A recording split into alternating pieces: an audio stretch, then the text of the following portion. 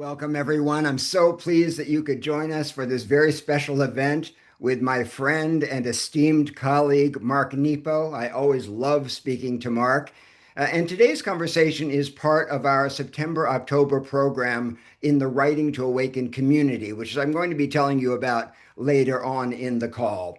So I'll be introducing Mark. We'll speak for about 45 minutes. There will be time for questions and answers. And then I'm going to guide you through a 15-minute writing to awaken practice to show you what we do in our community and how writing can be a tool for self-realization.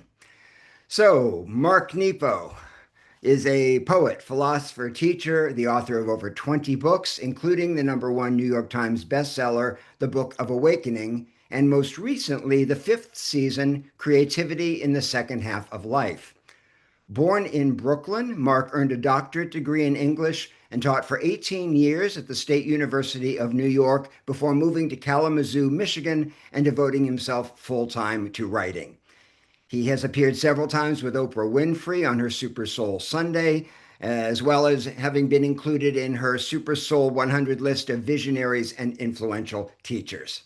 In 2017, Mark became a regular columnist for Spirituality and Health magazine, and he's won numerous awards for his books as well as his teaching.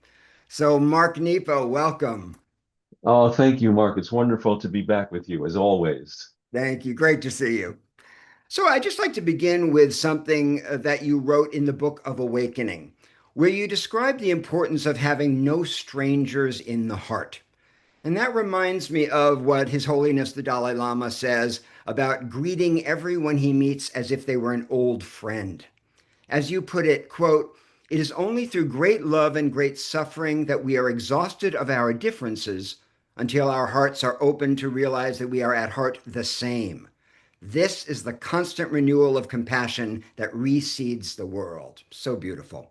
So I'd Oh, just like to thank you. begin by talking about how great love and great suffering are converging today, and what it Yeah. means in such a polarized time as ours to have no strangers in the heart. Yeah, thank you. Such an important inquiry. And let me back up for a second and share that, when I did my book More Together Than Alone, which looked at community across cultures and across history, it became evident that, that history is like the swells in the ocean, and that, there are periods when we push each other away and periods when we come together, and this endless, this endless ebb and flow. And every time we push each other away, we suffer real harm and cruelty, and that's in addition to the inevitable suffering that just comes from being here.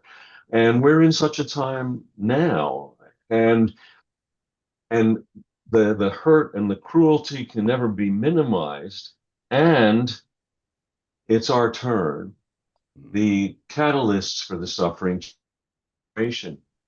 In our parents' generation, it was World War II. We can go back in history and I could cite all kinds of just unfathomable trespasses. And every time, great love and great suffering remain the eternal teachers because they break the walls we build, they break the walls in our minds, and renew us. And so, I'm 74, but as you know, in my 30s, I had a rare form of lymphoma and almost died. And so, I learned very quickly. I was raised Jewish. I have a great tie to the Jewish heritage, but I learned very quickly then that there were no prerequisites to saying yes to help. I, I had Catholics and Protestants and Buddhists and Sufi and Native American people kindly off. I didn't say, well, let me see how that fits with my thinking. I said, yes, thank you, thank you. And so, yes, and thank you are the endless and holding and listening. They seem like such simple avenues to know strangers in the heart, and yet they take great courage to simply reawaken those ever waiting qualities in our heart. And I feel today, especially, we suffer So many of us have lost our direct connection to life. Mhm. And all the traditions, formal and informal, indigenous and contemporary, they all have offer practices for how to restore and sustain that connection to life. Because when we have that direct connection to life, we have reverence. And if you have reverence, you can't do harm. And so we are challenged to restore that direct connection yet again in this incarnation. Mhm. Mhm. Let's dig a little deeper into restoring this connection and how the connection is broken. If you had to give an overview of why we're feeling so disconnected and alienated and broken, separate from one another in this day and age, how would you describe it? Yeah, let me try to touch on that. And, the first part of my book a few years back, Surviving Storms, uh, tried to outline as best I could my guess at all this. Mm, And And so I think there are a couple of convergences that have been happening, which go all the way back to the Industrial Revolution and have kind of become most acute now. And so, kind of briefly and quickly here, when we moved into the industrial age, um, some basic things happened that we've been suffering ever since. One is that the home was no longer the center of living, the factory was. And the wholeness of life was no longer where we practiced living. It became fragmented for efficiency. So if you made shoes and I was a farmer, well, you gave me the shoes and I gave you corn. And and then from that point forward, and we also experienced the full cycle of making something from beginning to end. So wholeness mm, was a way of experiencing the direct connection of life. Well, that's been fragmented for a couple of hundred years. So, even if you made shoes, all of a sudden, you don't worry about it. You just make the laces. mm, Well, we suffer, and we suffer when the home isn't aligned with the work. And it was Karl Marx who really had this tremendous insight that when people are divorced from their basic human nature, we will have an alienation. mm, And he coined the term alienation. And the first generation of therapists he termed alienists, whose job was to restore our basic human nature, which we need more than ever now. Now you add on to that the isolation that has come from the pandemic, the isolation of social media, the the the insidious, like two insidious kind of assumptions. One is that life is always other than where we are. mm, And great love and great suffering remind us that life is always wherever we are. And so if we think it's elsewhere, we're chasing it. mm, And the other kind of thing is how we start to believe that technology can substitute for our human experience. mm, And it can't. mm, mm, mm. And we start to believe that, it's wonderful that we can do this Right. so that we could be in person sometime, which there's Mm, no substitute for that. And meaningful connection can happen this way. And also, if we don't invest our hearts, then what happens is, and here's a quick example. My father, he's gone now about a dozen years, but he was a master woodworker and he never traveled anywhere. So he subscribed to National Geographic because he loved the pictures. Well, now today, right, you and I can go online and I can literally be over someone's shoulder watching a video as they climb Mount Everest. That's great. I'm never going to climb Mount Everest, right. but I didn't make the climb. Right. Right. Right. And so often with our alienation and our divorce from direct experience, we start to say, oh, I did that. No, Mm, no, no, we didn't. mm, We didn't. And it's the same thing with reality TV. And I'm not slamming any particular shows. We can take any of them, but take American Idol, The Voice, any of these things. We have the illusion that we're in relationship. mm, I mm, can even vote. and I expend all my relational energies, and then I turn off the TV and I have no relationship and I'm void of my relational energy. Mm-hmm. Mm-hmm. Right. And so these things just these void a honeycomb of voids keeps moving in on us, Mm-hmm. and we have to be uh, awake and enlivened. So just how we have to do today physical aerobics because we don't have to chop wood, and I'm glad we have lights and electricity. I don't want to go back. Mm. But we're also at a point where we're needing to develop spiritual aerobics because technology has gotten to a place where we're falling into the illusion that we're in relationship, that we're connected to things and we're not. Right. Right. So it's the vicarious way of living. It's a virtual way of living. And it Yes, also increases feelings of separation and polarization. But absolutely. yeah. Absolutely. And this is why, it's not advocating suffering. But when all of a sudden I'm doing this and, you know, I fall down and my phone breaks and I need to ask a stranger for help. Um, now, now we're connected again. Yeah. Yeah. Yeah. I'd like to ask you more about polarization and social bias. You wrote that compassion is a deeper thing that waits beyond the tension of choosing sides.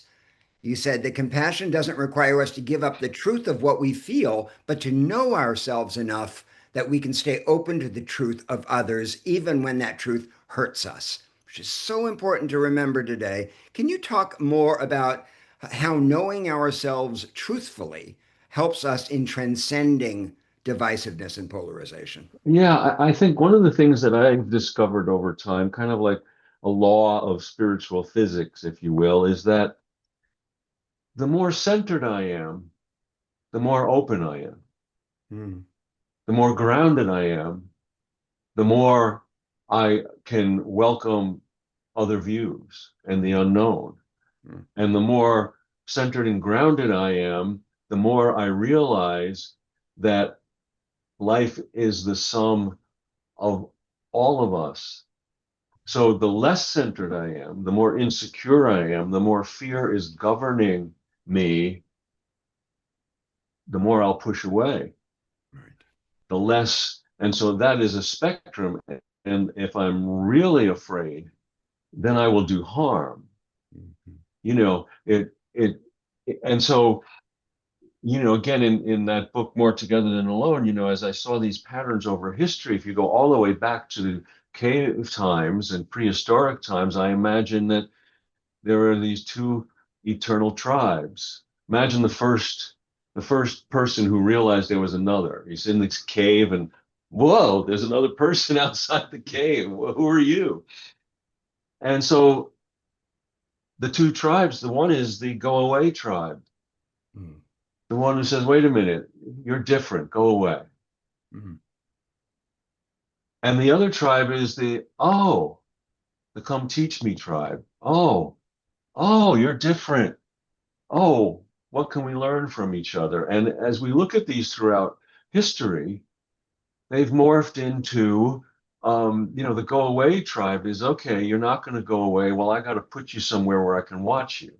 mm, mm, Now there's a reservation. Now there's a ghetto. Now there's all these impingements, these social biases. Okay, I've got to take the knees out from under you so you won't surprise me. All based out of fear. And and then in the horrific is this leads to genocide. Well, you won't go away, and I can't trust where I've put you, so now I got to make sure you go away. mm, That's just, insanity, insanity. And mm, on the other side, these swells in history, when we have been more together than alone, when we go, mm, let's take what you're learning and what I'm learning. Oh my God, look what we can find. And one of the traditions, a great, I think, tradition in the Native American tradition, elder councils have always met and still do in circle, not just for equity, no head to the circle, but so that everyone has a direct view of the center. Mm, And I love that mm, because the assumption is no one view is enough. mm, Whatever we put in the center, like a prism, it has many facets. So even if we put heartache in the center and we're friends and you're experiencing heartache and I've experienced heartache, so I want to be there for you. And I say, oh, I know what, no, no, no, I don't know what that's like. I know what it's like from this point on the circle. And now I have to say, what is it like for you? And when you share, then we gather meaning, we don't choose it. mm, And we, because we're disconnected, because we're living out of fear, we're fighting over meaning mm, rather than gathering meaning. And so all these things start to relate. How do we listen? How do we hold? How do we reconnect to life so that we're centered and grounded and we can let more in? mm. Otherwise, education out of fear is confirming what we already know, and Right, that's not learning. right, right. And taking the rest of it out of the Smithsonian and out of the history Oh, books and just take it away. We just won't look there. if I had hair, I'd pull it out. Right, right, right, right. So you mentioned heartache. I want to talk a little bit about grief and grief on the path of compassion. As you put it, our obsession with avoiding grief is the major obstacle to experiencing true freedom of the heart. It's so paradoxical. Can you say something about the effects of avoiding grief and how avoiding grief interferes with the ability to feel compassion? Yeah, and so let me back up a second to another kind of, I think, spiritual law of which grief is such a pronounced part, and that is by being authentic, by being real, by allowing all the feelings, the thousand human moods to move through us, we become not only more fully ourselves, we become more alive. And the reward for that is to inhabit our kinship with all things. And when we block that, we are less alive. And this is another aspect that's affecting the situation today is the unprocessed life of the heart, the unprocessed experience of being here. And so grief in particular, um, you know, it's inevitable that this, if you love, you will know grief, you will know loss. It's part of being here. Nobody likes it, and yet the grief excavates um, the channel between us and the vastness of life. Mm, Just as joy does. It doesn't have to be difficult things.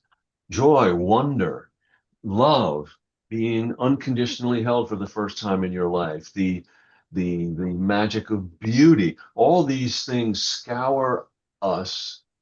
And just biologically, we all know so well that it if our veins and arteries get clogged, the heart labors. mhm, And in extreme cases, we can die. Well, the emotional heart, the spiritual heart, the spiritual mind, if the inlets which come through feeling and living and experience are not processed, mhm, then our emotional heart will labor. mhm, And historically, humans are the only species that we know that can die and still walk around. mhm, And, and that's horrible. So grief, and in my book, Falling Down and Getting Up, there's a whole section on fear, pain, and grief, trying to explore that more deeply. And so grief is this, how do we process how life changes permanently? You mhm, know, when we're afraid of these feelings, then we don't show up for each other. And we've all experienced this. I have, where my wife Susan and I, and when we've lost our, parents and all kinds of things. But when we lost about 15 years ago, one of our dogs, which was like a furry child. Well, we had people who were, and we were surprised at the depth of the grief. And we had friends who we're no longer friends because they couldn't keep their heart open. Um, you know, they wanted to minimize the grief because it was a pet. They wanted to pathologize the grief. Well, can you get over it? Can we get back to normal? Well, no, there is no getting over it. There's only getting under it. And I have a dear, dear friend who helped save my life from cancer 40 years ago, and he has, in the last 3 or 4 years, he lost his dear wife to a sudden heart attack, and of course I'm there for him, and it's brought us even closer. And one of the things that we've discovered in my keeping him company is that grief. It's like if you drop a drop of iodine in a glass of water, it tints the whole glass. And so grief, there's no normal to return to. I hope you're enjoying this conversation from the Seekers Forum. If you'd like to hear the rest of this interview and learn more about our robust collection of talks, videos, and guided writing sessions, please join us at theseekersforum.com and sign up for our free 30-day trial membership. I hope to see you there. Thanks so much. Bye bye.